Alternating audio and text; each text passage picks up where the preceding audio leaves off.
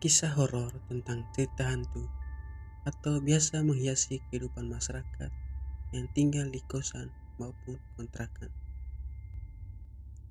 Pengalaman mistis yang kerap muncul antara lain adanya gangguan suara aneh-aneh hingga barang bergerak. Salah satunya yang dialami oleh warga kontrakan bernama Nisa yang melibatkan teman kontrakannya sendiri. Dikiranya teman, ternyata makhluk lain. Kedengarannya sangat menyeramkan, bukan? Halo cuy, balik lagi bersama saya Wawan Sabat di channel Wancong 17, sebuah channel yang senang sekali menceritakan pengalaman horor seseorang. Di episode kali ini, saya akan menceritakan kisah seseorang bernama Nisa yang melibatkan teman kontrakannya sendiri. Tapi sebelum kita masuk ke ceritanya, alangkah baiknya teman-teman mengklik tombol subscribe di bawah dan like video ini agar tidak ketinggalan cerita pengalaman horor lainnya. Kalau sudah, kita lanjut ke ceritanya. Ini adalah pengalaman di rumah kontrakan saya selama 4 tahun. Kontrakannya terdiri dari 3 lantai. Saya menempati single room dan berada di lantai dasar.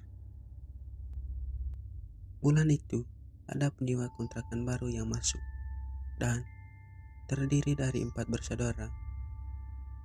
Kamar mereka berada di lantai 2. Suatu malam, setelah saya bekerja, saya sholat isya di ruang tamu. Biasanya saya sholat di kamar. Waktu menunjukkan sekitar pukul 11.30 malam. Kemudian, saya lanjutkan dengan mengaji dan sekitar jam 12 malam, semuanya selesai. Saya masih duduk di tikar sambil bermain ponsel, karena di kamar sinyal tidak begitu kuat. Tak lama setelah itu, saya mendengar ada seseorang yang pulang. Tidak yakin siapa, jadi saya menunggu sampai pintu terbuka. Rupanya, teman kontrakan baru dan saudara-saudaranya. Saya tersenyum, tapi senyuman itu justru tidak dibalas oleh semuanya. Kemudian saya diamkan saja. Saking sibuknya bermain ponsel, saya tidak sadar sudah jam 1 pagi. Tiba-tiba, saya mendengar suara dari lantai atas. Suaranya benar-benar sangat bising, mulai dari suara tertawa, berbahak-bahak, hingga tertawa menjerit. Suara bising itu berlangsung hampir 10 menit. Rasanya ingin menegur, pasalnya di sini ada teman kontrakan lain yang paling lama tinggal dan terkenal tidak ramah, juga sedikit galak. Tak ingin terjadi hal yang tidak diinginkan, saya berniat menegur terlebih dahulu. Saya bangkit dan menuju tangga. Entah mengapa saya berpikir, Biarlah. Dia pasti pandai menjawab saat kena tegur. saya tak jadi naik.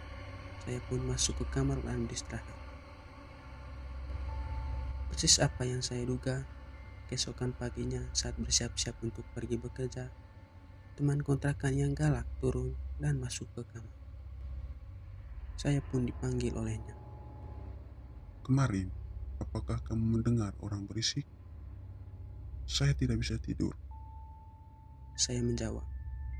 Ada, saya dengar. Kak Ina menjawab lagi. Kamu tahu tidak? Saya pergi ke ruangan itu. Kakak beradik itu yang ribut. Tapi saat saya mengetuk pintu, tidak dibuka. Saya belum sempat menjawab.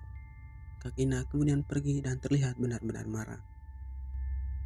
Di malam berikutnya, setelah pulang kerja, saya menegur kakak beradik itu di halaman belakang dan menceritakan tentang hal kemarin. Salah satu dari mereka kemudian menjawab. Kemarin, Kemarin kami tidak pulang, Kak. Ibu dan ayah datang ke sini, jadi kami tidur di rumah saudara. Aku terdiam.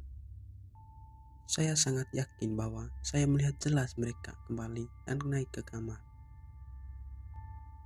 Tetap saja mereka mengatakan tidak pulang dan mereka kemudian menunjukkan tas pakaian kotor yang mereka bawa.